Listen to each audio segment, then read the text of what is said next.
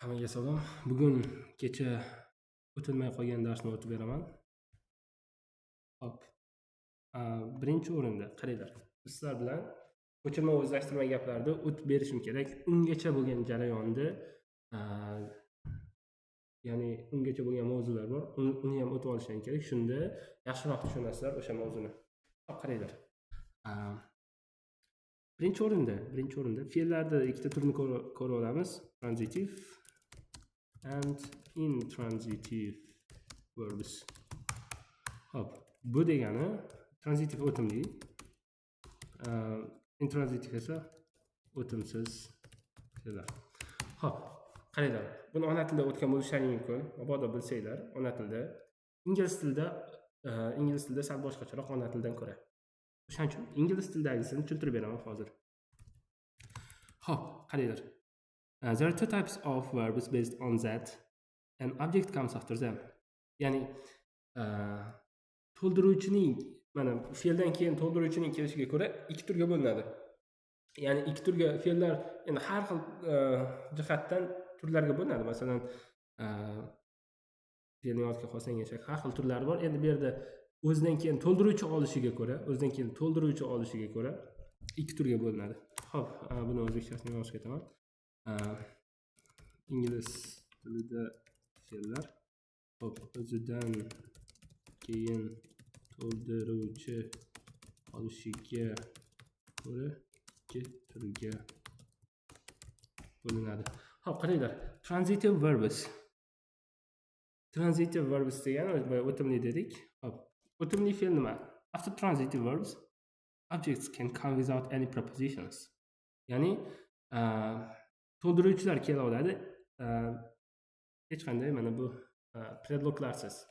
Ya'ni hop yozib qo'yamiz. O'timli fe'llardan keyin hop to'ldiruvchilar hech qanday predloglarsiz kela oladi. Hop, masalan qaranglar. Qaranglar, o'zi mana bu transitive verbs. Qaranglar. Va bu fe'llar. Yo'q, bu fe'llar emas, bu to'ldiruvchi nimani so'roviga javob bo'ladi. Hop, qaranglar, ingliz tilida sal boshqacharoq, o'shaning uchun bu to'ldiruvchilar odatda nimani so'roviga javob bo'ladi. Ya'ni nimani yoki kimni?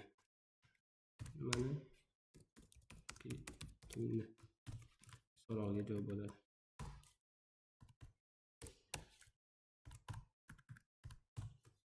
Hop, qaranglar. Masalan, I will meet him. Men uni uchratdim. Ya, uchrataman kelasi zamonda. I read an article every day. Qaranglar, bu yerda mana bu to'ldiruvchi bo'lyapti. Tagiga chizib qo'yaman. Tagiga chizmaylik, qoraga olaman. Mana bu meetni tagiga chizaman, chunki bu transitive verb. Ya'ni transitive verb degani o'zidan keyin to'ldiruvchi olyapti. Qaranglar, to'g'ridan to'g'ri to'ldiruvchini o'zi kelyapti. Ya'ni hech qanday predloglarsiz kelyapti. I will meet him. Ya'ni men uni uchrataman. I read an article every day. Men har kuni maqolani o'qiyman. Mana bu to'ldiruvchi olyapti. Read nimani so'rov? Read bu transitive verb. Ya'ni o'timli fe'l.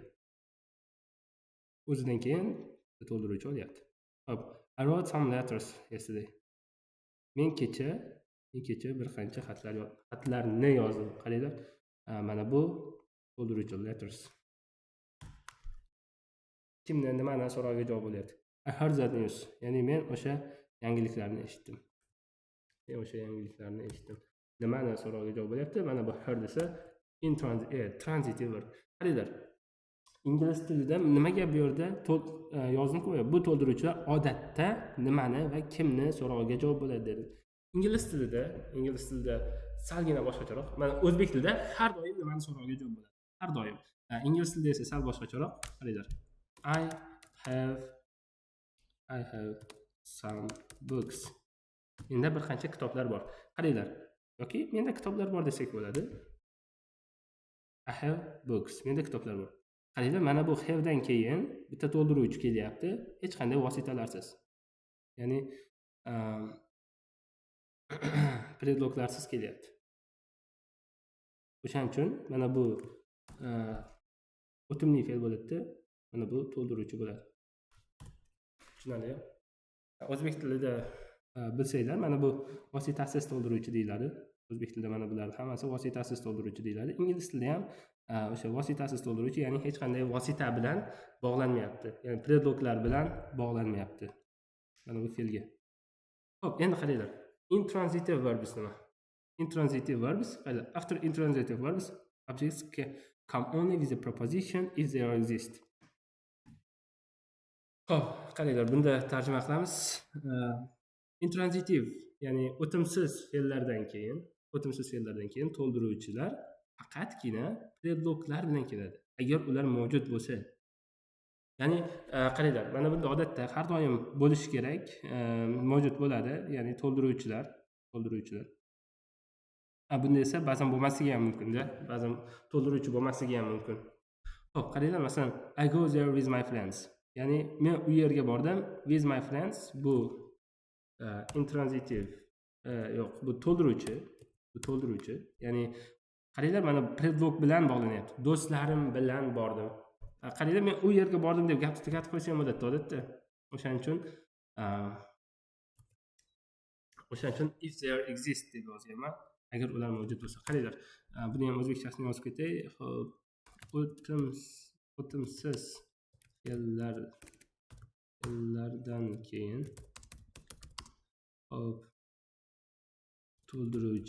to'ldiruvchilar faqatgina predloklar bilan kelishi mumkin. Qasdida yozaman, agar ular mavjud bo'lsa deb. Agar to'ldiruvchi mavjud bo'lsa. Xo'p, endi qaranglar. I will arrive on time. Mana bu yerda qaranglar, men vaqtida yetib keldim. Bu yerda to'ldiruvchi yo'q-da. Mana bu transitive verbsga qarasanglar, ya'ni o'timli fe'llarga qarasanglar, bu odatda har doim kelishi kerak-da, o'zidan keyin to'ldiruvchi olish shart.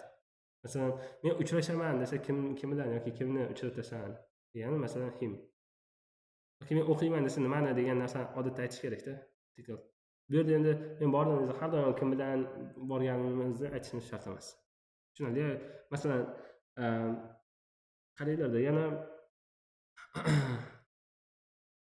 bir ikkita misollar yozaylik. Aynan o'sha predlok bilan keladigan. Qaranglar. Sleep bor, sleep. Okay. Speak bor. Masalan, I speak. Qaranglar, bu ham intransitive verbs. Ya'ni o'timsiz fe'l. O'zidan keyin, masalan, men gapiraman, men kimgadir gapirishimni aytmoqchi bo'lsam, to bilan keladi. Uni o'tgan zamonda yozaylik. I spoke to Tom. Men Tom bilan gaplashdim. Qaranglar, o'zidan o'zi kelmayapti, to bilan kelyapti. Ya'ni Tomni to'g'ridan to'g'ri qo'yib qo'ysak, xato hisoblanadi. Masalan, aytishim mumkin, she sleeps with her toy bear. Yoki teddy bear. Toy bear. Masalan, u masalan o'zini o'yinchoq ayiqchasi bilan uxlaydi. Qaranglar, with bilan. Mana shunaqa qaranglar, men to'ldiruvchini qoraga olib qo'yaman. Va intransitive verbs go, spoke, sleep. Shunaqa. O'zidan o'zi, masalan, to'g'ridan to'g'ri to'ldiruvchini ololmaydi. Bu vositali to'ldiruvchi deyiladi o'zbek tilida. Vositali to'ldiruvchi biror bir vosita bilan kelyapti. O'shaning uchun vositali to'ldiruvchi. Men o'zbek tilidan salgina farq qilgani uchun men ingliz tilini o'zida tushuntiray degandim. Xo'p, endi bu o'timli o'timsiz fe'llar edi. Qaranglar, to'ldiruvchi ergash gapni ham mana shu yerda tushuntirib ketaman. To'ldiruvchi ergash gap nima? Qaranglar, hozir mana bu yerda transitive verbs ko'rik, to'g'rimi? Bitta to'ldiruvchi. Men uchratdim uni, yoki men o'qidim bitta artikelni, maqolani, yoki men xatlarni yozdim. Aynan mana shu transitive verbsdan keyin butun bir gap keladi. faqatgina o'sha o'timli fe'llardan keyin butun bir gap keladi va mana shu to'ldiruvchi ergashgan. Qaranglar, butun bir gapning to'ldiruvchi vositasi kelilishi to'ldiruvchi ergashgan deyiladi. Bunda butun bir gap nimani degan so'roqqa javob bo'ladi. Xo'p. Endi qaranglar, men aytishim mumkin, I know his age deyman. Men uning yoshini bilaman deyman. Endi men butun bir gap bilan aytishim mumkin, I know that, bitta z qo'yib olamanda, he is 20. Ya'ni u 20 yoshda deb aytaman. Xo'p, qaranglar. Endi to'ldiruvchi ergash gapda z bog'lovchisidan tashqari so'roq so'zlar ham bog'lovchi bo'ladi. Qaranglar, what, who, why, where, how, mana shular hammasi qaysi so'roq so'z bo'lsa, bular bog'lovchi vazifasida kelishi mumkin. Mana bu yerda z bog'lovchi bo'lyapti. Xo'p, endi qaranglar, butun bir gapni nimani so'rog'iga javob bo'ladi. Qaranglar, boya o'zi kimni, nimani degan kimni nimani so'rog'iga javob bo'ladi dedik-ku. Faqatgina transitiv verbdan keyin keladi. To'ldiruvchi ergash gaplar transitiv verbdan keyin. Qaranglar, I don't understand what you are talking about. Men tushunmayapman siz nima deyotganingizni. Okay, I want to know who you are waiting. Ya'ni mana bu to'ldiruvchi ergash gaplar tagiga chizib qo'yamiz. Hop. Nima degani? I want to know who you are waiting. Men bilishni xohlayman, siz kimni kutayotganingizni. Mana bu yerda siz kutayotganingizni, who esa kimni deb tarjima qilamiz. Butun bir gap nimani so'rog'iga javob bo'ladi. Nimani bilishni xohlaysan? Men kimni kutayotganingizni bilishni xohlayman. Xo'p, demak, I don't know when he will come. Men bilmayman. Nimani bilmaysan esa, u qachon kelishini bilmayman. Endi the teacher always asks me why I am late. Ya'ni o'qituvchi har doim so'raydi. Nimani so'raydi? Nima uchun men kechikkanimni so'raydi. Why I am late. Endi va qaranglar, he asks me how I have arrived here. Ya'ni u mendan qanday bu yerga yetib kelganimni so'raydi. Qaranglar, bu yerda how I have arrived here.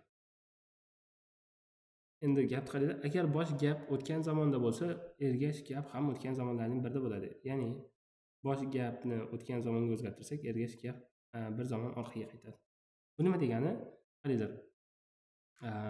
Last year I knew that he was 20. Ya'ni mana buni o'tgan zamonga o'zgartirdik. Ya'ni qaranglar, I knew dedik. Men bilar edim, u 20 yoshda ekanligini o'tgan yili. Qaranglar, hozir men aytaman, o'tgan yili bilganman, o'tgan yil 20 yoshda edi. Agar men he is desam, u hozir 20 yoshda bo'lib qoladi. U oldin 20 yoshda edi-ku. Tushunarli? O'shaning uchun bitta zamon qaytaramiz. Endi I didn't understand what you were talking about. Ya'ni men tushunmagan edim, masalan kecha menga gapirgan, men tushunmagan edim what you are talking about. Ya'ni sen nima haqida gapirayotganingni tushunmagan edim. Agar you are talking about desak, sen hozir gapiryapsan bo'lib qoladi-da, present continuous bo'lib qoladi. You are talking about. Men kecha tushunmagan edim, hozir nima haqida gapirayotganingni bo'lib qoladi-da. Kecha bu narsa bo'lmaydi, to'g'rimi? O'shaning uchun men tushunmayotgan edim, o'sha paytda sen nima haqida gapirayotganingni deb aytamiz. Endi he asked me how I had arrived here. Ya'ni u mendan so'radi, qanday qilib yetib kelganimni. Xo'p, to'ldiruvchi ergash gaplar mana shular. Endi sizlar bilan o'timli o'timsiz fe'l va to'ldiruvchi ergash gaplarni o'tdik. Hozir bundan keyin direct and indirect speech haqida ko'ramiz. Yoki reporter speech deyiladi.